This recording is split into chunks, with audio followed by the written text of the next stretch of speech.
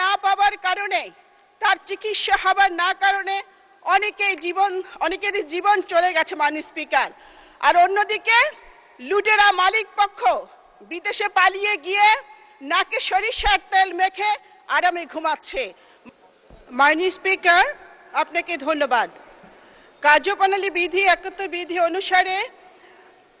অনুসারে মাননীয় অর্থমন্ত্রীর দৃষ্টি আকর্ষণ করে আমার উত্থাপনীয় বিষয় দেশের কয়েকটি ব্যাংকের লুট হওয়া টাকা 75 লক্ষ গ্রাহকের হাতে ফিরিয়ে দেয়া এবং ওই সমস্ত ব্যাংক ডাকাত, ব্যাংক লুটেরাদের কঠোর শাস্তি প্রদান প্রসঙ্গে।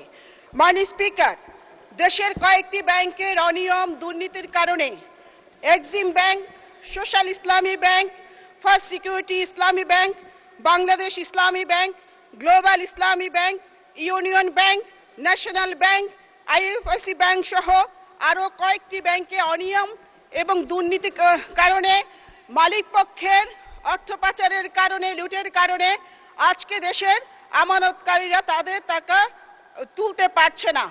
এই টাকা কোনো বিলাসিতার টাকা নয়, এই টাকা তাদের কষ্ট অর্জিত টাকা।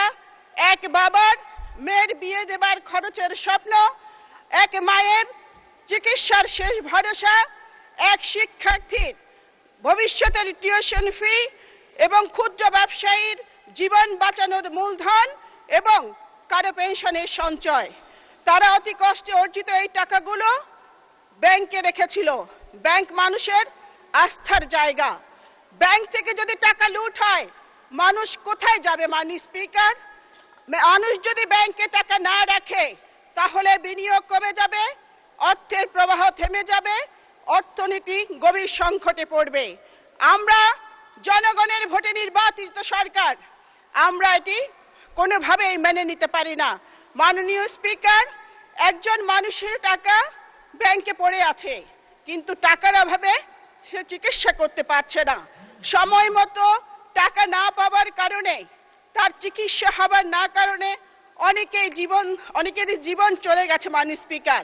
আর অন্যদিকে লুটেরা মালিক পক্ষ বিদেশে পালিয়ে গিয়ে নাকে সরিষার তেল মেখে আরামে ঘুমাচ্ছে।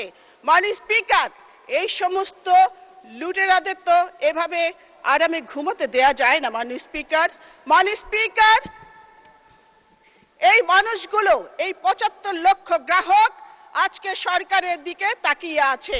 তাদের কান্না, তাদের আর্তনাদ, আজকে তারা ন্যায় বিচার পাওয়ার জন্য রাষ্ট্রের কাছে দাবি জানাচ্ছে। মাননীয় স্পিকার, এই সমস্ত ব্যাংক খেকো, ব্যাংক লুটেরা, ব্যাংক ডাকাতদের কঠোর শাস্তি প্রদান করে তাদের সমস্ত সম্পত্তি নিলামে বিক্রি করে গ্রাহকের টাকা গ্রাহকের হাতে ফিরিয়ে দিতে হবে।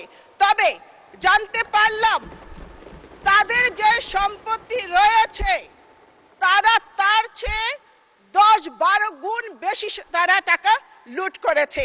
এই কারণেই তাদেরকে ধরে এনে ফিরিয়ে এনে এই টাকা তাদের কাছ থেকে আদায় করার দাবি জানাচ্ছি। মাননীয় স্পিকার, একজন মানুষের জীবনে কত টাকার প্রয়োজন?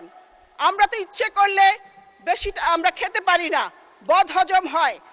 তাই এই সমস্ত বদহজমকারী লুটেরাদের ফিরিয়ে আনার দাবি জানাচ্ছি।